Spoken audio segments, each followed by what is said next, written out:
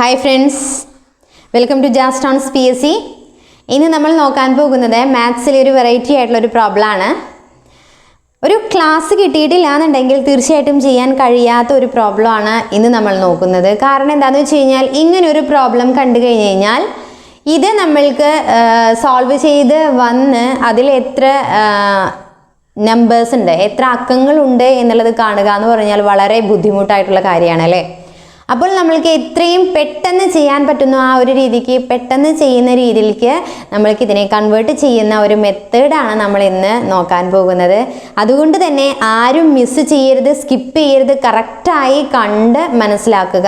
കാരണം ഇങ്ങനെയുള്ള ക്വസ്റ്റ്യൻസ് ആയിരിക്കും നമ്മളുടെ റാങ്ക് നിശ്ചയിക്കുന്നത്. ഓക്കെ, അപ്പോൾ നമ്മൾക്ക് നോക്കാം. 2⁻17 ഇൻറ്റു 3⁻2 ഇൻറ്റു 5⁻14 ഇൻറ്റു 7. ഇതിൻ്റെ ഉത്തരത്തിൽ എത്ര അക്കങ്ങൾ ഉണ്ട് എന്നുള്ളതാണ് ക്വസ്റ്റ്യൻ. ഓക്കെ, എത്ര അക്കങ്ങൾ ഉണ്ടായിരിക്കും? 2⁻17 കാണുക എന്നുള്ളത് തന്നെ വലിയ പ്രയാസം.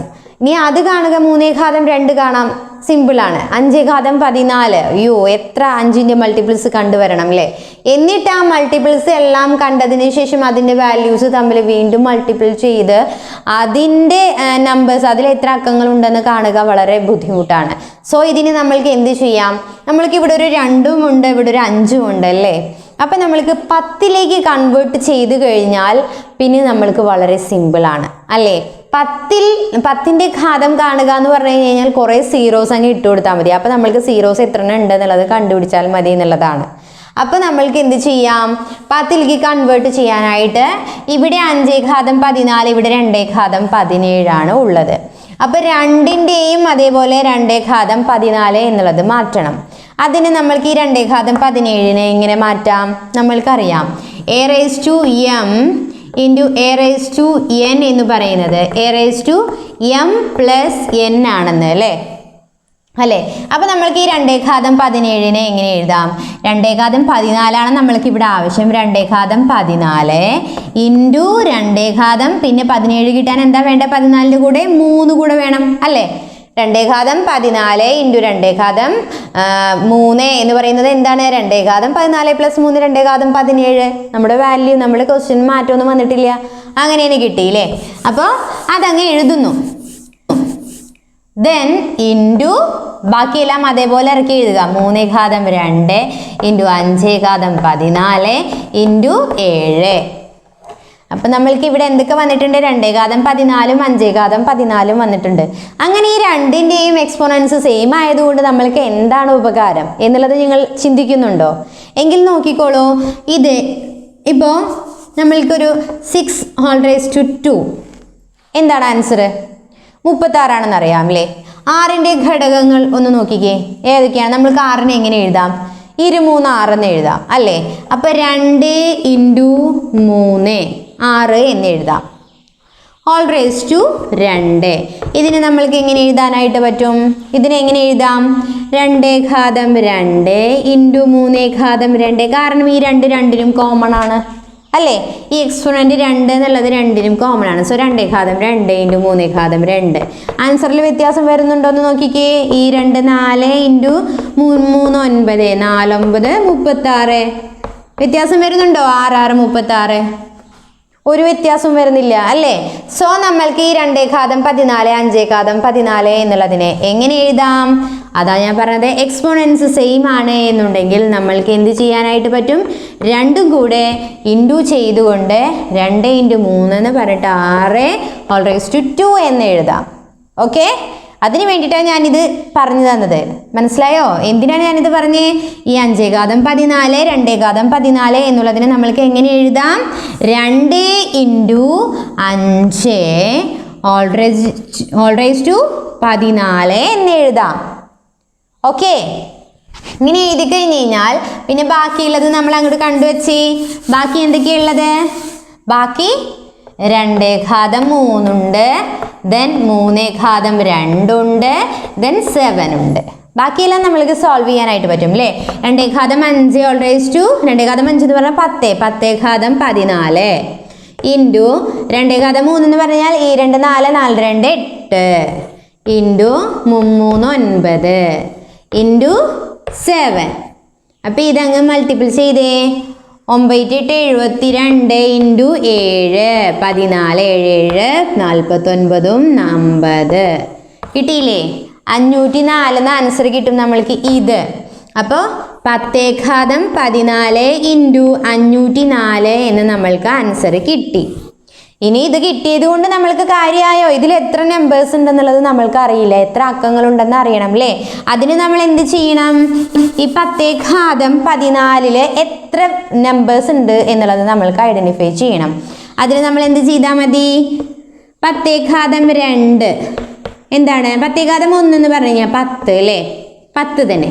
10⁻2 എന്ന് പറഞ്ഞു കഴിഞ്ഞാൽ എന്താ വരിക? 100. 10⁻3 എത്രയാ? 1000. എല്ലാറ്റിനെയും വ്യത്യാസം നോക്കിക്കേ. ഒരു പ്രാവശ്യമാണെന്നുണ്ടെങ്കിൽ 2 അക്കം, 2 പ്രാവശ്യമാണെന്നുണ്ടെങ്കിൽ 3 അക്കം അല്ലേ? 3 അക്കം എന്ന് പറഞ്ഞാൽ 1 അവിടെ തന്നെ ഉണ്ട്. എത്രയാണോ മുകളിൽ ഇട്ട് കൊടുക്കുന്നത് അത്ര സീറോസ് എന്നുള്ളത് മാത്രമേ ഉള്ളൂ വ്യത്യാസം. ഓക്കെ, ഇപ്പോൾ ഞാൻ ഒരു കാര്യം പറയാൻ ഇതിൻ്റെ കൂടെ പറയാ. നമ്മളുടെ ഒരു 2017 ഒരു ക്വസ്റ്റ്യൻ പേപ്പറിൽ ഞാൻ കണ്ടതാണ്. 10⁻499 ഇതിൽ എത്ര അക്കങ്ങളുണ്ട് എന്നുള്ളത്. എത്ര അക്കങ്ങളുണ്ട് ഞാൻ പറഞ്ഞു. ഇവിടെ 2 ആണെന്നുണ്ടെങ്കിൽ 2 0, 3 ആണെന്നുണ്ടെങ്കിൽ 3 0, കൂടെ എന്ത് കൂടെ ഉണ്ട്? 1 കൂടെ ഉണ്ട്. അപ്പം 499 ആണെന്നുണ്ടെങ്കിൽ 499 0 ഉണ്ട്, അതിൻ്റെ കൂടെ 1 ഉണ്ട്. അപ്പോൾ കറക്റ്റായിട്ട് എത്ര അക്കങ്ങളാണ് അവിടെ ഉള്ളത്? 500 അക്കങ്ങളാണ് അവിടെ ഉള്ളത് കേട്ടോ. മനസ്സിലായോ? അതിൻ്റെ കൂടെ നമ്മളൊരു പ്രോബ്ലം കൂടെ സോൾവ് ചെയ്തു പോയി. മനസ്സിലായോ? അപ്പോൾ ഇവിടെ നമ്മൾക്ക് അറിയുക എത്രയാണോ എക്സ്പോണൻ്റ് എന്ന് പറയുന്നത് അത്ര സീറോസ് ആണ്, അതിൻ്റെ കൂടെ 1 കൂടെ ഉണ്ടായിരിക്കും എന്നുള്ളത് മനസ്സിലാക്കുക. അപ്പോൾ ഇവിടെ എന്താണ്? 504. 10⁻14 എന്ന് പറഞ്ഞു കഴിഞ്ഞാൽ 504 പ്ലസ് ഇവിടെ എന്താ 1 എന്ന് പറഞ്ഞു കഴിഞ്ഞാൽ പ്രശ്നമില്ല. ഇപ്പം നമ്മൾ ഇവിടെ 14 സീറോസ്, ഇപ്പം 504 കൂടെ ഇപ്പോൾ നമ്മൾ ഇൻറ്റു ചെയ്യണം അല്ലേ? ഇവിടെ നമ്മൾക്ക് എന്തറിയാം? 10⁻14 എന്ന് പറഞ്ഞു കഴിഞ്ഞാൽ 14 സീറോസ് ഉണ്ട്. 14 സീറോസ് ഇങ്ങനെ വരുന്നു, ദെൻ 1 വരുന്നു, ദെൻ അതിൻ്റെ കൂടെ നമ്മൾ എന്താ ചെയ്യുന്നത്? 504 ഇൻറ്റു ചെയ്യുകയാണ് ചെയ്യുന്നത്. സോ ഇവിടെ നല്ലോണം ശ്രദ്ധിക്കേണ്ട വേറൊരു കാര്യം, ഇവിടെയും നമ്മൾക്ക് അറിയേണ്ട വേറൊരു കാര്യം എന്ന് പറയുന്നത് 10⁻14 നമ്മൾ പറഞ്ഞു 1 കൂടെ ചേർത്ത് 14 0 ചേർത്ത് 15 അക്കങ്ങൾ ഉണ്ടാവുമെന്ന്. ആ 15 അക്കങ്ങളും ഈ 504 കൊണ്ട് ഇൻറ്റു ചെയ്തതിൻ്റെ ആ 3 കൂടെ ചേർത്ത് 15 3 18 എന്ന് എഴുതിയാൽ നമ്മളുടെ ആൻസർ തെറ്റും. സോ അതിൻ്റെ റീസൺ ഞാൻ പറഞ്ഞു തരാം. ഇതെങ്ങനെയാണ് ചെയ്യുക? ഇപ്പം നമ്മൾക്കറിയാം 2 ഇൻറ്റു 10 എത്രയാണ് ആൻസർ വരിക? 20. ഓക്കെ, മനസ്സിലായോ?